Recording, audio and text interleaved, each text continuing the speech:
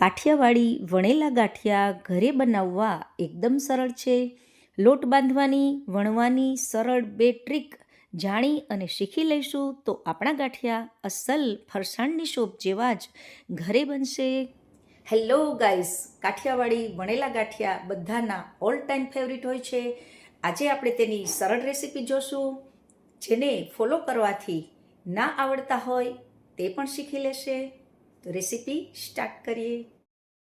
ગાંઠિયા બનાવવા માટે આપણે અહીં 500 ગ્રામ ચણાનો લોટ લીધો છે, જે બારીક રેગ્યુલર આવે છે તે લીધો છે. જરૂર પૂરતું અડધી ચમચી નિમક, અડધી ચમચી સોડા એટલે કે 6 ગ્રામ સોડા, અડધો કપ તેલનું મણ અને તેમાં 1 કપ પાણી ઉમેરવાનું છે. આપણે અહીં ટાટાના સોડા ઉમેર્યા છે. નિમક, સોડા, તેલનું મોણ અને પાણી બધું એક વાસણમાં લઈને તેને ફીણી લઈશું અથવા તો બ્લેન્ડર મારી લેવાનું છે, બધું બરાબર લોટમાં, જેથી કરીને મિક્સ થઈ શકે. આપ જોઈ શકો છો, કળસામાં આપણે મિશ્રણ તૈયાર કરી લીધું છે અને લોટની બરાબર એક્ઝેક્ટ વચ્ચે ખાડો કરીને આપણે આ બધું મિશ્રણ તેમાં ઉમેરીને ખૂબ સરસ રીતે એને આપણે લોટમાં મિક્સ કરવાનું છે.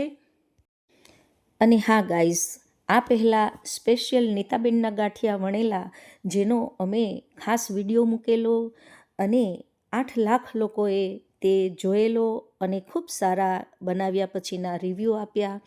અમે આ બદલ આ તકે ખૂબ ખૂબ દર્શક મિત્રોનો આભાર વ્યક્ત કરીએ છીએ. મિશ્રણ લોટમાં નાખ્યા બાદ આપણે જરૂર પૂરતું સાદું પાણી પણ નાખવાનું છે અને મીડિયમ ઢીલો લોટ બાંધવાનો છે. અને હા, કાઠિયાવાડી ગાંઠિયા માટે ખાસ સલાડ, સ્પેશિયલ તેની ચટણી, તળેલા મરચાં આપણે અહીં તૈયાર કરી લીધા છે. એને પ્લેટફોર્મ તરફ જઈશું. અડધી કલાક બાદ લોટને ફરીને મસળીને એકદમ સુવાળો કરી લીધો છે અને અહીં આપણે ગાંઠિયા વણવા શરૂ કરી દીધા છે. અહીં વણવા માટે લાકડાનું ચોપર બોર્ડ અથવા તો રોટલી વણવાનો પાટલો પણ આપણે અહીં લઈ શકીએ અને લોટ પણ તેની ઉપર સરસથી કૂણવાઈ શકે છે. થોડો લોટ લઈ અને કેમ વણાય છે તે ખાસ જોઈએ. થોડો લોટ લઈને આંગળી અને હથેળીની વચ્ચેથી પ્રેસ કરીને ગાંઠિયા પાડવાના છે. નજીકથી જોશો તો ખ્યાલ આવશે કે હાથને એવી રીતે ઉપાડશું કે જેથી થોડો લોટ ખેંચાશે અને ગાંઠિયાના લોટમાં વળ ચડી જશે. એક સાઈડ આપણે ગાંઠિયા તળવા માટેનું તેલ પણ મૂકી દીધું છે અને જેની આંચ આપણે સાવ સ્લો રાખી છે. અને હા, તેલને વધારે ગરમ કરવાનું કે વધારે આવવા દેવાનું નથી, તે અહીં ખાસ ધ્યાન રાખવાનું છે. જુઓ, આપ જોઈ શકો છો કે ગાંઠિયા ધીમે ધીમે ઉપર આવે છે અને એમાં બબલ્સ બને છે. બબલ્સ બને એટલે એ ગાંઠિયા હજુ કાચા છે અને ધીમે ધીમે ઉપર આવશે. ત્યારબાદ જ આપણે તેને ઝારાથી હલાવવાના છે. ત્યાં સુધી આપણે એને ઝારાથી હલાવવાના પણ નથી.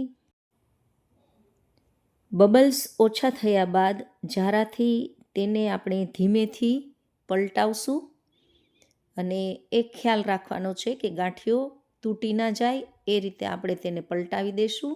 બધા ગાંઠિયાને ધીરે ધીરે આપણે પલટાવી દીધા છે. ગાંઠિયા જ્યારે પાડવા માટે લોટ લઈએ ત્યારે જ તેમાં આપણે મરીનો દળદળો ભૂકો થોડો ઉમેરતા જઈએ છીએ અને ગાંઠિયા બની ગયા બાદ તેમાં આપણે હિંગ છાંટશું અને જરૂર હોય તો બારીક મરીનો ભૂકો પણ આપણે છાંટી શકીએ છીએ.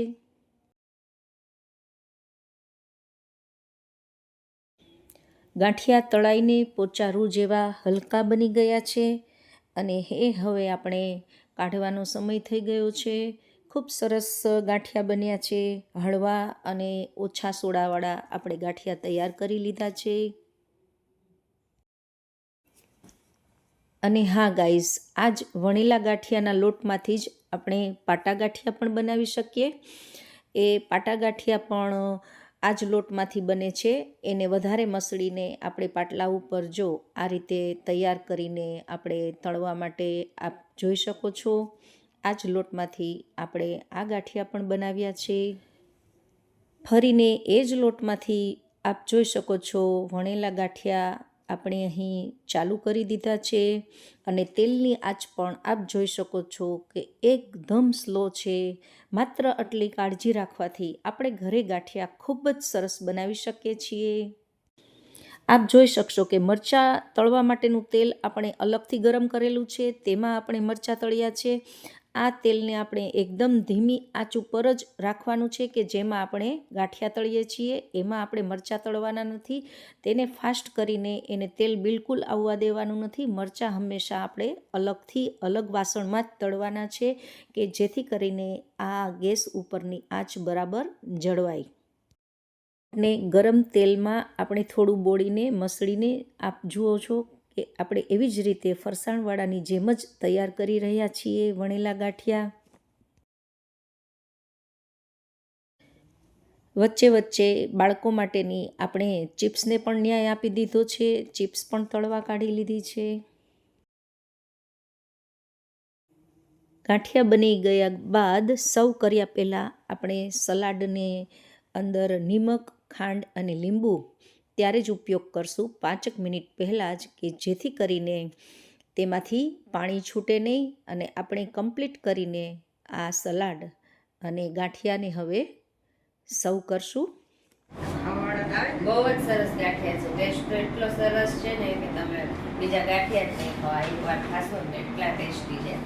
હળવા ફૂલ જેવા, બધો ટેસ્ટ બરાબર, પોચા રૂ જેવા, સોડા ઓછા, સાથે કોબી ગજરનું સલાડ છે, બટાટાની ચિપ્સ છે, તળેલા મરચા, ધનિયા ફુદીનાની મસ્ત એવી ચટણી બનાવી છે ગીતાબેન અમારી. એકવાર બનાવશો ને તો તમારે તો મજા પડી જવાની છે ખાવાની. આવું તારી બરાબર રાખવાનું. ગાંઠિયા બનાવવામાં એક્સપર્ટ ગીતાબેન જે એટલા ટેસ્ટફુલી ગાંઠિયા બનાવે છે કે ડીશમાં ક્યારેય કોઈ વધારતું નથી. તો તેની આ રેસીપી આપ જરૂરથી ટ્રાય કરજો. આભાર, ધન્યવાદ.